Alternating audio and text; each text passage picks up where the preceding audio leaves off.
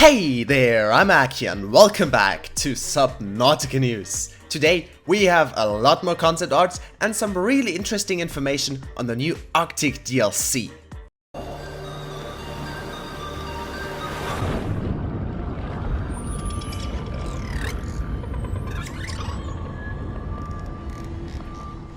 Before we get started, I also have a huge announcement at the end of the video, so stick around for that. Now the first new concept that we have is this one, of a completely new creature. It might serve a similar purpose to the Mesmer, but for some reason it looks really old to me.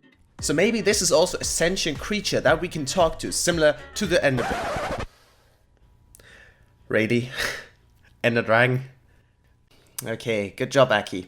So maybe this creature is similar to the Sea Emperor and we could talk to it to get some more information about the backstory of the Arctic biome. But if it is something similar to a Mesmer, because you know, it is really colorful, has those wing-like things on its back, and I think those eyes could really hypnotize you. It will be incredibly dangerous and could easily use those claws or those teeth to shred you apart. Also, something I've noticed, they always use the same diver in all concept arts.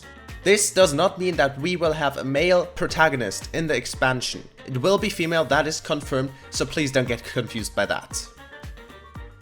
Now before we go on with the second concept art, I have to tell you guys that sadly the ice variant of the Reefback has been scrapped. The concept artist for Subnautica, or one of the concept artists, has posted this on Twitter recently. An idea that didn't quite make it into the hashtag Subnautica DLC.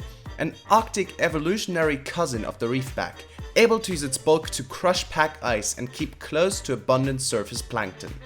Now, we also get some more information on what it would have done.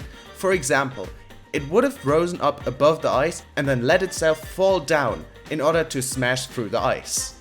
We can also see that it has claws to deflect ice from its intake siphons. Now, I'm not too sure what those are, but probably something like its breathing apparatus, so sadly, it didn't quite make it in. The second concept art we have now is of the surface. The surface will play an incredibly important role in the expansion. As you can see, we're getting a lot of concept arts of the surface itself and also a lot of information about how we play on the surface, what creatures we will find there, and more. We are also getting a new vehicle, so if you want to see that, stay tuned. In this concept art, if you look very closely in the background, okay, you don't have to look closely, but there is a spaceship there. This does not look like it's from Alterra or even human, so this might be a precursor ship that crashed in the Arctic biome. But what does that mean now? Well, if it is a precursor ship, that means we will most likely get something to explore again, like the precursor bases in the inactive lava zone, in the Lost River, and so on. But this time, it's a giant spaceship, and that's amazing, don't you think? Now, on the other side, there's also something in the background which I can't quite make out.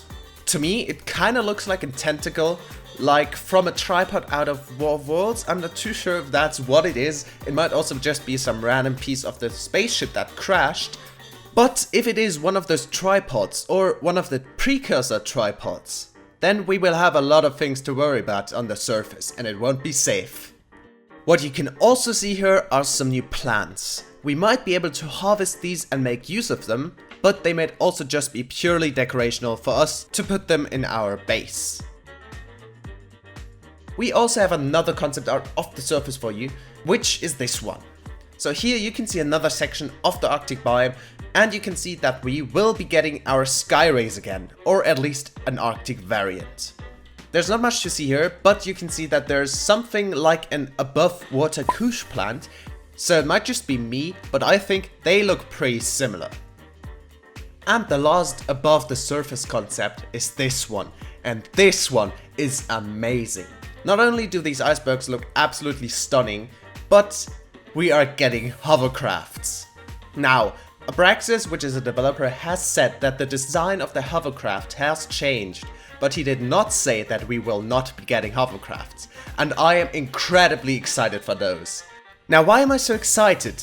Well, because the addition of hovercrafts mean that we will be doing a lot more on the surface than in the original game. Why would they add something for us to get around the surface easier if it's not being used? So I think there will basically be two big sections to the Arctic biome. One above the water, which might be the starting area with easier avoidable creatures and enemies, but not as good resources or maybe just not as many resources, and then underwater, which is where all the leviathans are and a lot of the good resources you need to complete the game. So yeah, have fun with this thing. If they're doing that, that would be absolutely amazing and would also add a whole new difficulty level to the game, which I would find amazing. So what I've noticed in this concept is there aren't any plants, it's basically an ice desert. So what I think they might do here is add some more enemies here and something valuable which you need to get deeper into the ocean. Talking about the land, there's also going to be more creatures on the land. For example, this cheeky creature. However, these are scrapped, so these will not be added to the game, so don't get excited, but I'll show them to you anyways. Now, as I said, this is called Cheeky Creature and doesn't have a name, but it serves a similar function to what the rabbit ray was originally supposed to do in the basic game. So this is its swimming mode. As you can see, it's kind of like a jellyfish with 3 eyes, but it can also walk. And to walk, it just folds its fins down and uses them as feet. This thing can apparently steal your stuff. As you can see, it's holding a battery here. Now this might just be it grabbing treasure from the ocean floor or from the normal floor, but this might also be using the rabbit ray's original idea to steal stuff from the player and to make it a threat to you, because if you're holding something valuable, you don't want a random creature running off with it, do you? Now on this next cheeky creature concept art, there are 3 different versions. One of them is using an oral sucker to suck away items, maybe from the player, maybe just the sea floor. Let's hope it's the second one. However, the other one is using retractable tentacles to steal your stuff or get stuff from the ocean floor. On land, creature A moves by alternating the pectoral and pelvic fins to punt forward. Creature C, however, moves like a mud skipper. So without the fancy wording, it just flops forward. There's also a sea monkey. This one's also scrapped, so please don't get excited. But this one is a pygmy crab squid, or grab squid because it grabs stuff, you know. This is a small polar relative of the crab squid, intelligent and small. It has bioelectric abilities like its deep water relative and is drawn to electrical devices and batteries humans have brought to the planet. So this one sounds like it will actually steal from you, since it's attracted to your stuff and not just random junk on the sea floor. And I have to say, it is pretty cute, unlike its freaky relative. And the last concept for today is the shard. This creature travels slowly through the water vertically like a knife, luring prey with its glowing esker from the seafloor. When attacked, it quickly excludes hypersaline slime, cooled through biochemical means. This rapidly forms an ice shell around its body, from which it suddenly swims free, leaving the predator to attack its foe's ice shadow while it escapes. This is an absolutely amazing concept, and I would love to see this thing in the game, but sadly they are apparently not adding it. Which is a shame in my opinion, because this would be something completely new, which we haven't seen in the main game yet, and it would be absolutely amazing to have that in. A really cool use for this fish, for example, would be to analyze it and figure out how it creates its defensive shell, and then use it to defend ourselves. We could of course also import it as a module for our Seamoth or exosuit, or maybe the hovercraft if we get attacked on land as well. To be honest, we probably will. I also like that it's something completely different than what we have on Earth, since the only thing we have are salamanders throwing off part of their tail. But they aren't doing something as cool as creating an ice shell around their body. So since it has a lure to prey on other fish, this is obviously a predatory life form. But I don't think the player has to be scared of it, since I don't think it will be too big, and it would probably be scared of the player if it was implemented. And before we end this episode, I just wanted to tell you guys that I now have merch. Yes, I have merch. I know a lot of people have been waiting for it, others didn't think I would ever make merch. Like I said, I didn't think myself I would ever make merch, but you know, I now have merch. So if you want to check that out, the link is on the screen right now. Now thank you very much for watching.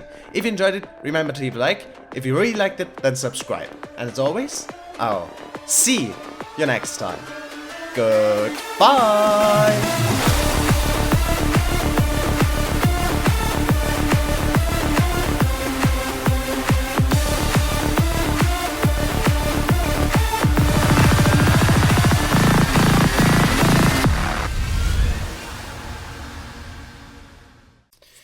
I need a new in and outro.